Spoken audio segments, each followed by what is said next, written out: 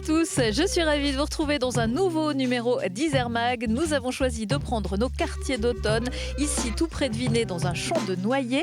La noix, c'est bien sûr le fruit emblématique de notre département qui donne de l'énergie pour bien commencer cette rentrée. De l'énergie pour les enfants en pleine croissance et puis des repas à moindre coût. C'est ce dont nous parlerons dans un instant avec le président du département, Jean-Pierre Barbier. Mais pour l'heure, je vous laisse jeter un coup d'œil au sommaire. Pour faire du bon pain à partir de matières premières produites localement, on peut compter sur la minoterie du Trièves, une entreprise familiale créée en 1906 qui livre aujourd'hui 450 artisans boulangers en Isère, principalement dans l'agglomération grenobloise et le Nord-Isère. Il a fallu attendre quelques autorisations administratives, mais enfin, en juillet 2021, le petit train de la Mure a repris du service après 12 ans d'arrêt. De nombreuses personnalités ont participé au voyage inaugural de la plus belle ligne des Alpes. Depuis, les voyageurs affichent tous les jours complets ou presque pour cette pause historique, contemplative et gourmande. Et puis, papier, s'il vous plaît, l'industrie papetière s'est développée en Isère à la fin du 19e siècle grâce aux nombreuses forêts du territoire et à la houille blanche. Ancienne demeure d'Aristide Bergès, le musée Bergès à Villarbonneau a répondu à l'appel de la forêt lancé par le département au travers d'une exposition d'architecture de papier. Le département est la collectivité de référence en ce qui concerne le développement et l'accompagnement des collégiens. À ce titre, il intervient notamment pour les loisirs, les sports, mais également la restauration. Et la nouveauté cette année, c'est l'instauration du repas à 2 €. Et pour parler de cet événement de la plus haute importance, nous avons choisi le plus beau jour de l'année, celui de la rentrée scolaire, sous un grand soleil ce jour-là. Et c'est au collège Jules Verne à Vars que j'ai retrouvé le président du département, Jean-Pierre Barbier. Yes, I can even sing. My life is a true drum, wherever it means drum. The steel about last beat. Jean-Pierre Barbier, bonjour. Bonjour. On se trouve dans l'une des cantines d'un des 67 collèges du département. On vient de prendre un excellent repas. Ce repas, il coûte depuis le 1er septembre 2 € pour toutes les familles. C'est la première mesure que vous avez souhaité mettre en place dans cette nouvelle mandature. Pour quelle raison ? Alors écoutez, d'abord on est dans les 67 collèges qui sont servis par les cuisines mutualisées, parce qu'en tout on a 97 collèges sur le département, mais ce collège à Vars est desservi par une cuisine mutualisée. Et comme dans tous les collèges du département, effectivement, on a souhaité mettre un repas à 2 € pour les collégiens, quel que soit le niveau de ressources des parents, dans une mesure d'égalité et qui permette aux collégiens de se nourrir de manière très équilibrée avec des produits d'une grande qualité pour 2 €. Qu'est-ce qu'on a pu avoir aujourd'hui dans nos assiettes ? Pas mal de produits locaux finalement. Ah ben écoutez, moi je crois que j'ai fait un repas qui était 100% Isère, puisqu'on avait des saucisses de la mode viande, on avait des épinards, des pommes de terre et du chou-fleur aussi issus de l'agriculture iséroise, des raisins iséroises, des tomates également. Et puis pour les gourmands, il y avait le gâteau aux noix avec des noix de l'Isère. Donc vous voyez, on a un repas là pour le coup qui est 100% Isère. En tout cas, c'est l'objectif qu'on s'est donné à l'issue du mandat. Aujourd'hui, en moyenne et sur l'ensemble des repas, c'est 33% de produits locaux, dont 26% de produits bio. Pour revenir sur cette somme de 2 €, c'est quand même un geste fort. Ça représente une part importante du coût d'un repas. Alors le repas, si vous voulez, sur le département coûte à peu près 7,20 € en moyenne dans nos cuisines mutualisées. Les parents prenant 2 €, eh bien, ça fait que le département prend 70%, un peu plus de 70% du coût du repas, ce qui représente un effort financier de 8 millions d'euros. Pour une famille de 4 personnes, ça peut représenter quelle économie sur une année ? Pour une famille de 4 personnes dont les 2 enfants sont au collège et dont les parents, tous les deux, gagnent le SMIC. Précédemment, ils payaient le repas à 3,40 €. Aujourd'hui, en le payant 2 €, ça leur représente à peu près une économie de 500 € sur l'année. Le département s'engage aussi depuis quelques années sur la suppression du plastique et la lutte contre le gaspillage alimentaire. Ça va continuer ? Si vous voulez, j'allais dire que l'alimentation et la restauration scolaire telle qu'on la conçoit dans nos collèges est complètement éco-responsable. éco-responsable dans la mesure où on s'adresse à des circuits courts pour avoir des produits de qualité. Éco-responsable parce que effectivement, nous sommes très vigilants sur le gaspillage alimentaire. En 2015, la moyenne de gaspillage par collégien était de 140 grammes par assiette. Aujourd'hui, on est à moins de 70 grammes et sur certains collèges, on a 40 grammes. Donc ça, c'est important. Et puis, bien sûr, aussi sur la consommation du plastique, on a devancé la loi Egalim qui l'impose pour 2025 et nous avons supprimé dans toutes nos cantines les plastiques, avec aussi des contraintes de poids, parce que quand vous remplacez le plastique par des assiettes, tout ça a été étudié bien sûr avec l'ensemble des personnels. Alors qui dit rentrée dit pack rentrée. Le pack resto disparaît donc cette année puisque c'est le repas à 2 € pour tout le monde. Ça va bouger aussi, ça bouge aussi du côté du pack loisir. Alors sur le pack loisir, la grande, alors il y a le pack culture, le pass culture qui a été multiplié par 2, mais c'est surtout au niveau du pass sport où là on a fait un effort très important puisque nous prenons en charge 50% des licences fédérales, 50% des adhésions auprès du club et 50% des cours obligatoires. Ce qui fait que, par exemple, je vais prendre un exemple parce que c'est toujours plus clair. Sur une fédération comme la natation, vous avez 2 heures de cours obligatoires par semaine. Entre l'adhésion, le coût fédéral et les cours obligatoires, on est à peu près sur 200 € par an. Eh bien, les parents recevront une aide de 100 €. Merci beaucoup Jean-Pierre Barbier. On peut noter qu'en 2020-2021, le pack loisir avait été commandé par un peu plus de 25 000 collégiens. Merci, je vous laisse terminer votre repas. Et puis on va essayer de voir si on se trouve un petit café. Merci beaucoup.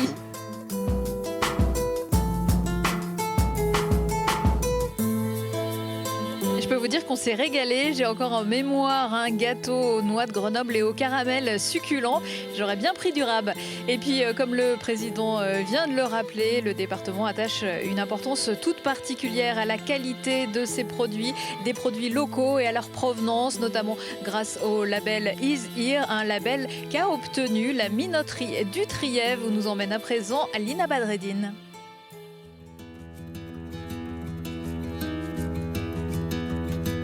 Ici, le meunier ne dort jamais. Pourtant, son moulin va trop vite. À Clel, au cœur du Trièves, la minoterie bat la chamade. Dans les entrailles de ces machines coulent 130 tonnes de blé par jour, des produits qui, avant d'être travaillés, sont systématiquement échantillonnés et analysés à leur arrivée pour déterminer de leur qualité. Toutes les valeurs sont plutôt correctes avec un PS assez élevé, donc aucun problème sur ce moulin. Après analyse, nettoyage et préparation, le blé est passé dans les broyeurs puis aspiré jusqu'au sommet du moulin pour être redistribué à l'étage planchistère. C'est un étage clé du moulin. Nous sommes dans un étage planchistère, donc c'est une machine qui permet de tamiser les différents produits, c'est-à-dire de dissocier les différents produits par rapport à leur granulométrie. Si le moulin va trop fort, c'est parce que sa machinerie est entièrement informatisée et autonome. Depuis que cet outil est installé, la minoterie du Trièves a quasiment doublé sa production. Il nous a fait considérablement progresser au niveau traçabilité, risque sanitaire et qualité des produits. Et la minoterie du Trièves propose une centaine de farines différentes, de la type 45 à 150. La majorité de nos farines sont des farines locales, donc que ce soit les farines biologiques ou conventionnelles. Et nous insistons aujourd'hui sur des farines HVE, donc des farines à haute valeur environnementale. Donc c'est-à-dire que c'est non seulement les farines qui sont certifiées, mais on va encore plus loin, on certifie l'exploitation agricole. Et les filières locales, en plus de diminuer le coût de transport et de limiter l'impact carbone, séduisent les boulangers régionaux. On a l'avantage d'être dans les montagnes, donc des blés de montagne, c'est des blés un peu plus de meilleure qualité, quoi. Et puis autant faire travailler aussi les gens qui sont autour de nous, que ce soit autant les agriculteurs que tous ceux qui la transforment. Et puis le moulin est un vieux moulin, et un moulin de famille, donc autant faire aussi travailler ce système-là, quoi. Un moulin dirigé par 2 frères qui ont repris la main de leur père. Et pour la petite histoire, c'est grâce à son amitié avec Aristide Bergès que l'arrière-grand-père de Fabrice et Sébastien, Louis Coréard, a permis d'électrifier la commune, mais également d'installer un moulin sédentaire fonctionnant à l'électricité. Aristide Bergès, on va en reparler dans quelques minutes, mais pour le moment, on file pas très loin du Trièves sur le plateau mathésin.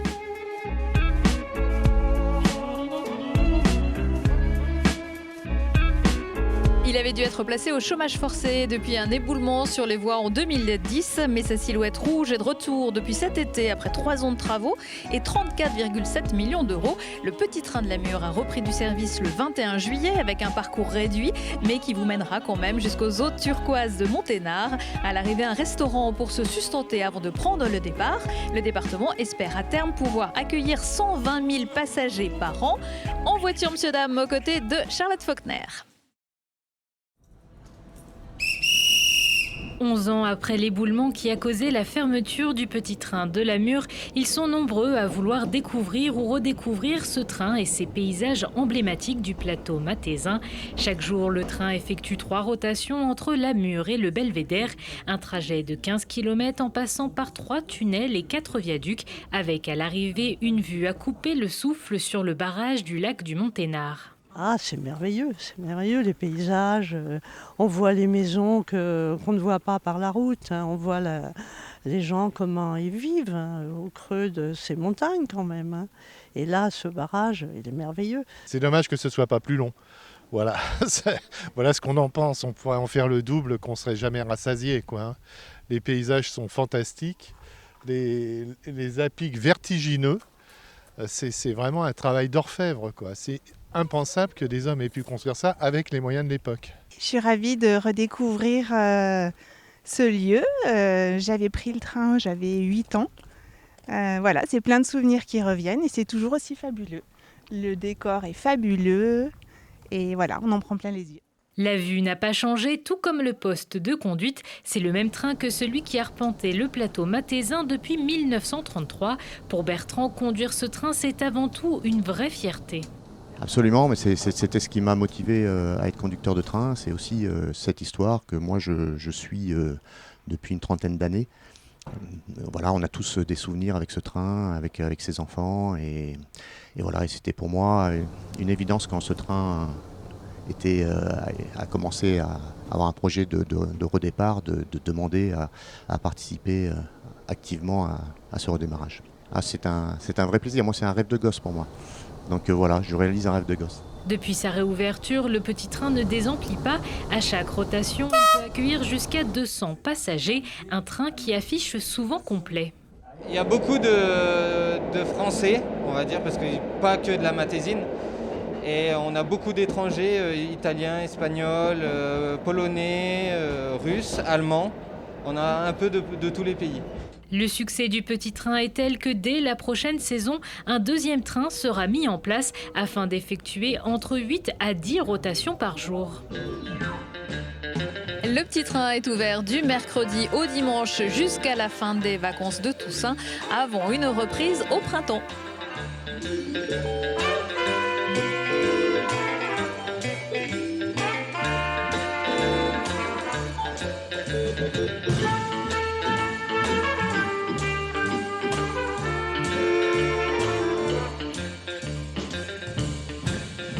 Depuis le début de cette émission, vous vous demandez sans doute ce que je fais là. Eh bien, c'est parce que je vais vous parler de la filière nucicole en Isère. Mais comme je ne suis pas une experte, j'ai appelé à la rescousse le président du comité interprofessionnel de la noix de Grenoble, Arnaud Rivière. Bonjour. Bonjour. Et vous êtes également un négociant en noix. Alors, la noix de Grenoble est le premier fruit à avoir obtenu une AOC, c'était en 1938, et puis une AOP en 1996. Qu'est-ce que signifient ces sigles ?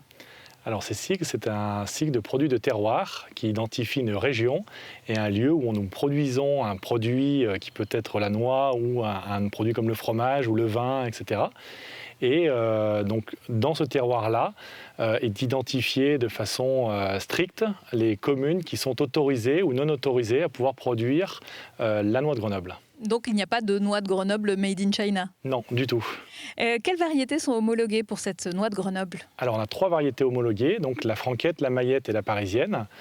Donc c'est 3 variétés ancestrales, mais ça reste la variété franquette qui est là aujourd'hui la plus cultivée par les producteurs, car elle a des vertus et des facilités de production et un peu plus d'avantages que les 2 précédentes qui sont un peu plus vieilles. Nous sommes dans la plus vaste noyeraie d'Europe. Sur quel territoire cette AOP noix de Grenoble? Alors cette AOP s'étend sur 3 départements, donc qui est la Savoie, l'Isère et la Drôme, tout au long de la vallée de l'Isère. Et donc une grosse partie de l'Isère est englobée, mais on a voilà, un petit bout de la Drôme également et un petit bout de Savoie. Donc c'est vraiment historique, comme je disais. Donc aujourd'hui, avec l'urbanisation, notamment de Grenoble, nous avons de moins en moins de noyers autour de cette métropole, et de plus en plus finalement dans nos campagnes, et en s'éloignant un petit peu de la ville. Et donc ici, sur Vinay, donc capitale de la noix de Grenoble, aujourd'hui, c'est là où finalement on retrouve le cœur de la noix de Grenoble. Alors combien de producteurs pour cette noix de Grenoble? Alors nous avons environ 800 producteurs. Alors ça va du petit producteur qui va produire quelques tonnes à un gros producteur. Et c'est un petit peu cet ADN-là qui fait notre spécificité. C'est que de tout temps, nous avons produit des noix dans notre région. Et donc on a beaucoup de producteurs qui sont double actifs, qui font la ramasse de noix que pendant 15 jours, 3 semaines, qui prennent des vacances pour pouvoir ramasser leurs noix. Et puis toute une partie de producteurs qui vivent des noix et qui font que des noix ou des cultures un petit peu autres, mais qui ont des hectares de façon beaucoup supérieure. Chaque année, ce sont combien de tonnes de noix de Grenoble qui sont produites? Alors en noix de Grenoble, c'est environ 13 000 tonnes, 12 000 tonnes par an. Sachant qu'en noix de Grenoble, c'est de 28 mm et plus. Donc les producteurs produisent aussi des noix qui sont plus petites mais qui ne rentrent pas en AOP. Et donc voilà, commercialisable environ 12 000, 13 000 tonnes. La noix de Grenoble s'exporte également? Les noix de Grenoble s'exportent beaucoup. La noix de Grenoble s'exporte à 70%, 80% selon les années. C'est une noix qui est beaucoup consommée par les pays limitrophes à la France. Donc tous les pays un petit peu nordiques, l'Allemagne, la Suisse, l'Italie, l'Espagne, et sont friands de nos noix, oui. Alors, on a parlé de 3 variétés, mais une 4e variété pourrait bien rentrer dans la course. De quoi s'agit-il? Oui, tout à fait. Donc, la 4e variété serait la Fer-Nord. Donc, la Fer-Nord, c'est un croisement entre une franquette et une Lara. Donc, la Lara est une variété qui a été développée pour faire un produit frais, qui est une noix un tout petit peu plus grosse. La Fer-Nord est une variété franquette 2.0. Elle en prend les propriétés, ça soit le goût, la forme, ses spécificités, sa façon de travailler, et elle prend également les propriétés de la Lara qui lui permettent finalement d'avoir un peu plus de tonnage hectare, d'avoir un fruit un peu plus gros, de produire plus vite, un retour sur investissement plus rapide pour les producteurs, et qui permettent finalement de répondre à la complexité mondiale et à répondre aussi aux demandes clients. Et ça permet de réécrire notre histoire et d'aller dans une nouvelle ère, une nouvelle variété. Cette Fer-Nord-là n'est pas vouée à remplacer la franquette, c'est juste une diversification de nos vergers pour pouvoir finalement avancer avec le temps et avec les nouvelles demandes de clients. Et ça, vous pensez obtenir l'autorisation dans longtemps ? Alors, c'est relativement long, donc on a un travail déjà de 25 ans derrière nous, des producteurs qui ont commencé les plantations, des tests. On a fait 3 ans d'études déjà préalablement avant de décider finalement de pouvoir faire la demande auprès de l'INAO de l'intégrer dans la noix de Grenoble. Et maintenant, voilà, donc on a pris cette décision de faire les démarches, et maintenant il faudra compter peut-être entre 5 et 10 ans selon un petit peu l'avancée des travaux pour pouvoir espérer avoir une réponse positive de l'INAO. Voilà, on croise les noix. Et il faut savoir que le département soutient cette filière nucicole en Isère avec des aides qui sont attribuées à votre comité et puis également à la Cénura qui travaille sur des solutions innovantes pour limiter l'usage des pesticides dans la lutte contre les parasites comme le Carpocaps et la mouche du brou. Et merci beaucoup, Arnaud Rivière. Merci.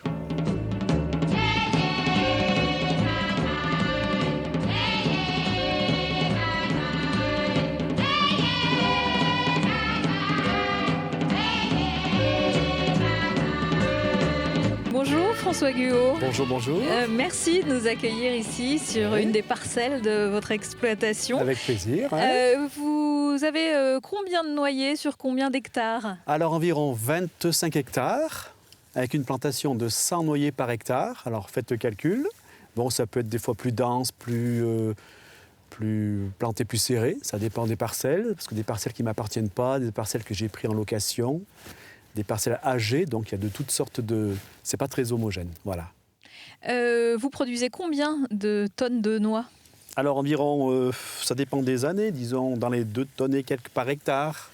Voilà. Quelle est la particularité de ce terroir? On voit que c'est assez humide quand même.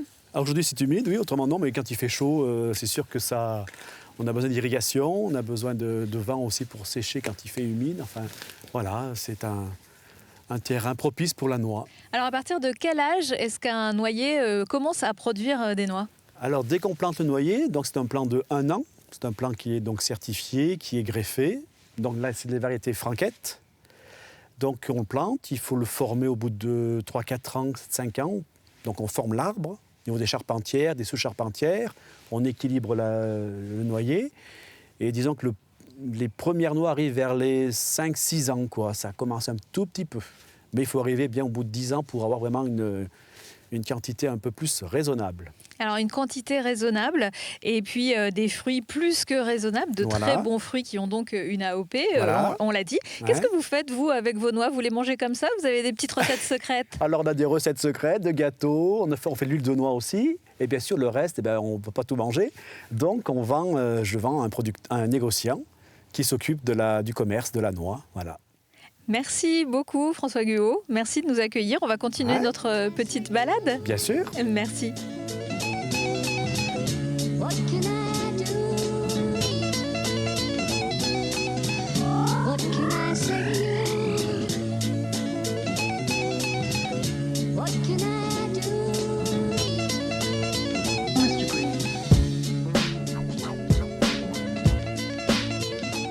Si le noyer donne d'excellents fruits, on reconnaît également ses propriétés pour le mobilier, l'ébénisterie ou encore la fabrication de petits objets en bois. Pour la fabrication du papier, en revanche, ce sont d'autres variétés qui sont utilisées. Ces variétés, le département n'en manque pas entre les forêts de Beldon, de Chartreuse et du Vercors. Le papier, c'est bien sûr l'univers d'Aristide Bergès. Je vous avais dit qu'on en reparlerait. La maison Bergès, installée à Villarbonneau, propose actuellement et jusqu'au 2 janvier une exposition architecture de papier. Visite avec Charlotte Faulkner. À la maison Bergès, pas de carton ou de mousse pour réaliser les maquettes d'architecture. Ici, tout est fait en papier. Qu'il soit plié, collé ou découpé, le papier révèle avec cette exposition tout son potentiel architectural via les œuvres de 4 artistes aux doigts de fée.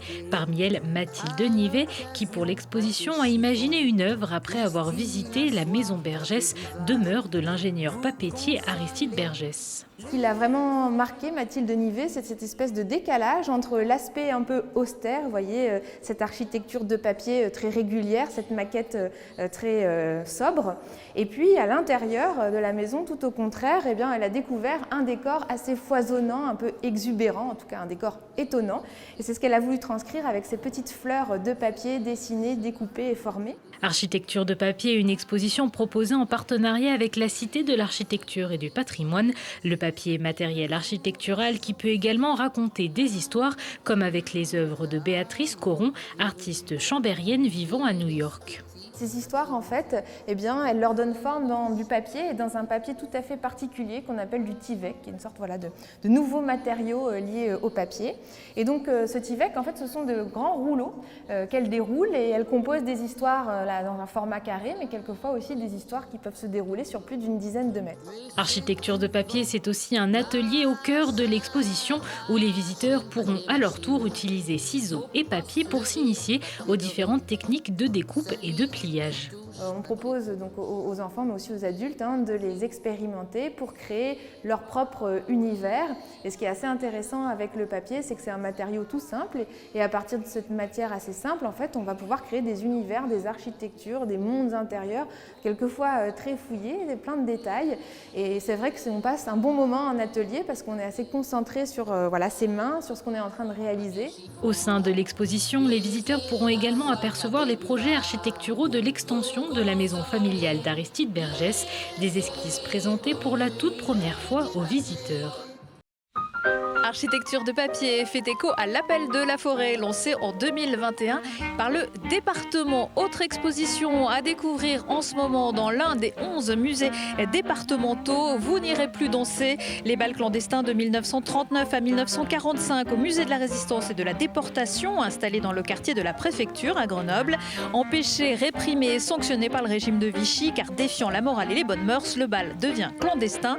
Quelles musiques sont jouées, comment transgresser l'interdit, mais surtout, quelles valeurs et quels liens sociaux rendent irrésistible l'envie de danser. Une invitation à entrer dans la danse.